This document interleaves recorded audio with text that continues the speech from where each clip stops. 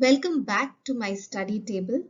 I am Dr. Swati, and today I will take you through the 5 most popular and widely used tools to analyze case studies on strategy. This is the second part to the tools to analyze business case studies. In this video, we will learn how we can use these tools to analyze and interpret cases on strategy from a classroom perspective. Let's begin with understanding what kind of cases come under the banner of strategic cases.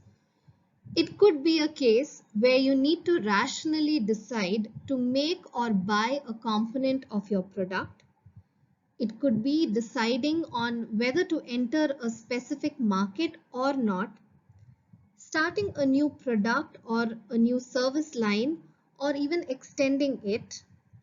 The cases could also be regarding expansion and diversification into different industries or customer segments.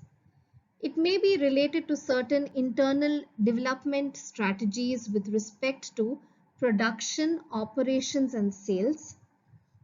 Cases discussing about the move towards a hollow structure through outsourcing. It could also include the 4 Ps and 7 Ps of product and services marketing, along with certain merger and acquisition strategies, and even cases discussing the issue of centralization or decentralization.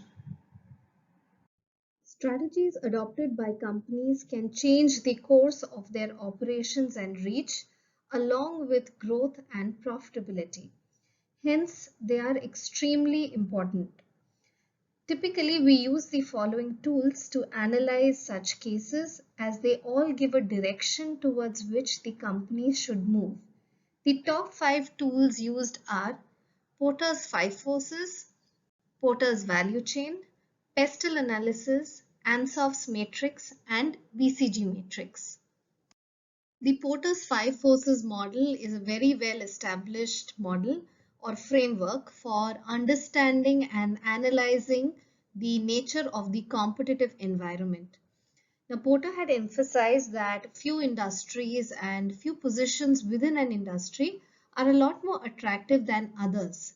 Hence, an important component to a business strategy is the analysis of industry attractiveness. Porter's 5 forces model identifies these 5 competitive forces, as you can see on screen, them being competitive rivalry, the bargaining power of suppliers, threat of new entrants, power of buyers, and threat of substitutes.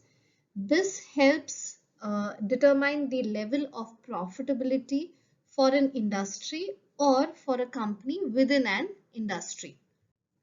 Let's quickly go through these competitive forces. The first one is the rivalry. So, rivalry amongst competitors. Here, high rivalry will induce firms to reduce price and to improve quality in order to maintain and increase their market share. This may reduce the profit margins. Usually the intensity of existing competition is highest when competitors are similar sized, the growth in the market is relatively slow, and there is lesser or no differentiation between the product offerings. Moving on to the threat of new entrants. Now, new entrants into a particular market will definitely bring along extra capacity, but parallelly will intensify competition.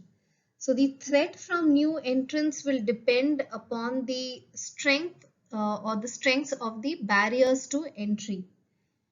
And these are certain sources of barriers to entry. Let's just quickly go through them. First one being economies of scale and other cost advantages, access to distribution network, industry and government policies.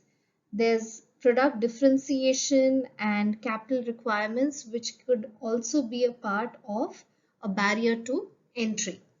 Now here, when you're analyzing, what you need to be seeing is that what kinds of barriers exist in the market that you want to enter into. To what extent do they limit entry? And the third question, which is quite crucial, is answering, are we trying to enter the market, or are we trying to keep new competitors out? Moving on to the power of buyers.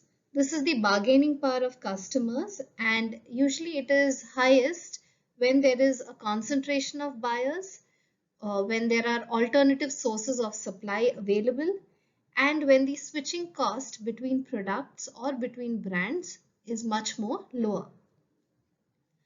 The threat of substitutes.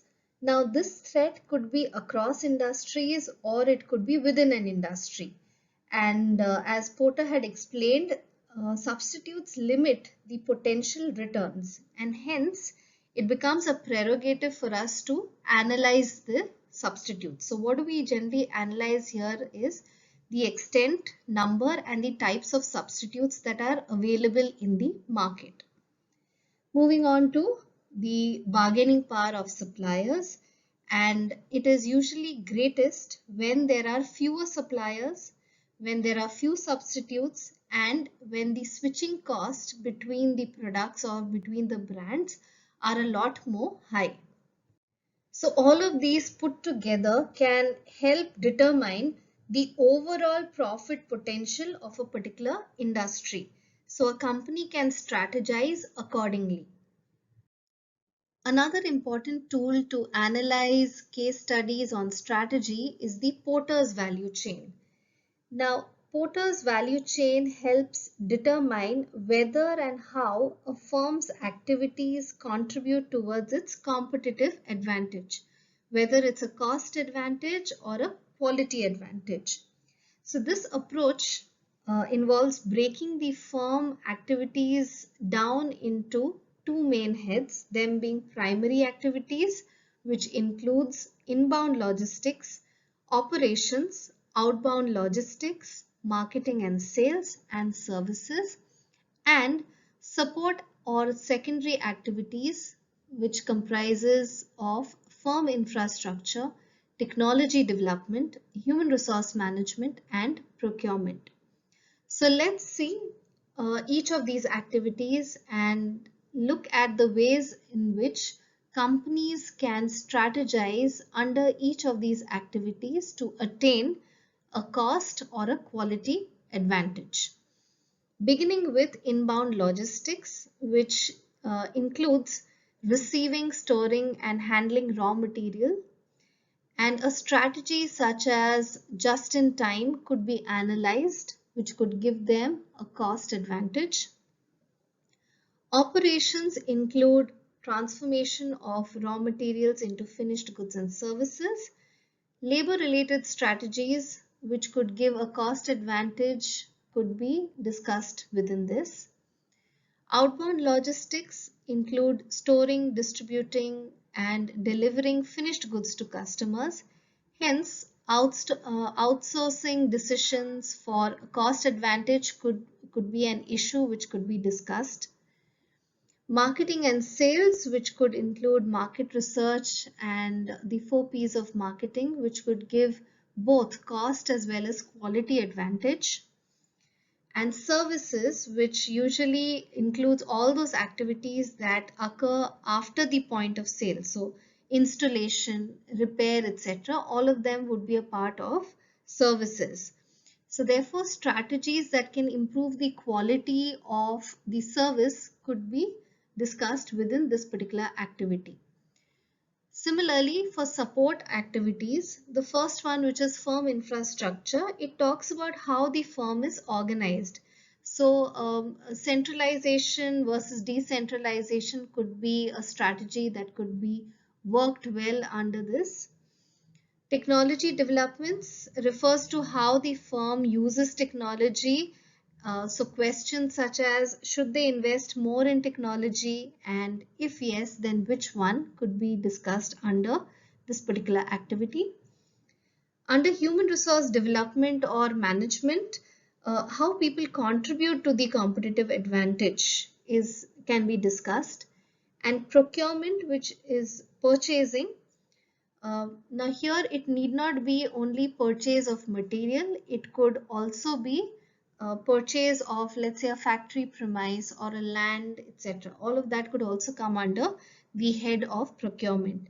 So strategy of where to buy a particular factory premise to retain or retain cost advantage could be discussed. Thus, basically, this tool can help analyze strategic cases related to operations of a firm and to understand how each of these departments can contribute to the competitive advantage of the firm. One of the popular techniques to analyze the macro environment is the pestle analysis. This analysis divides the business environment into 6 subsystems, namely political, economic, social, technology, ecology or environmental, and legal. These are the factors that affect the organizations but are outside of their control. So this analysis is particularly good at identifying whether and why certain markets will be expected to grow in the future.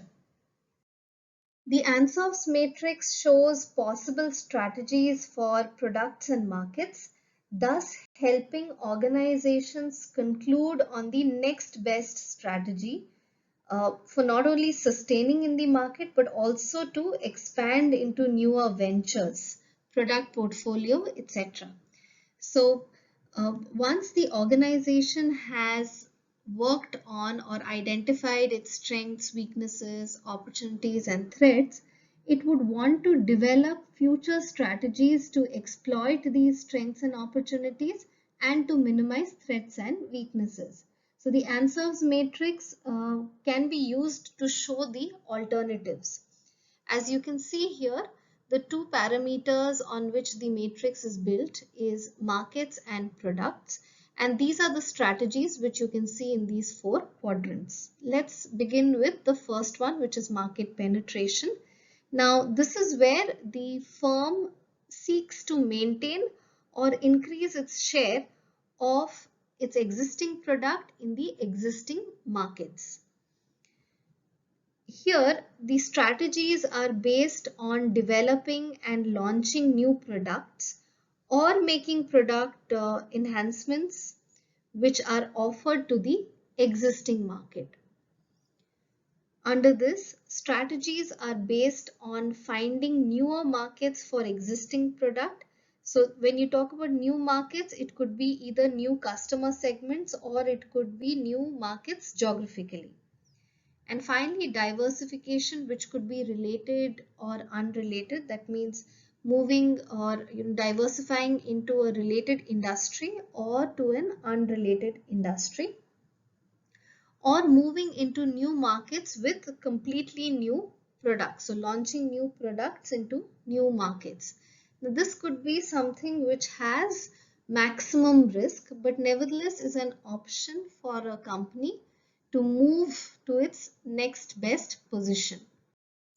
The BCG matrix is another popular tool to analyze marketing and strategy case studies. It's used in competitor analysis and it looks at the position of individual products or product lines in the market sector they compete in. The products are assessed on the basis of relative market share and market growth. And through this, organizations can assess if they have a balanced product and market portfolio, helping them strategize further for each of the products. So you can see that there are 4 quadrants mentioned here. The companies need to place the products that they have in each of these quadrants based on these 2 factors, which is the market share and the market growth.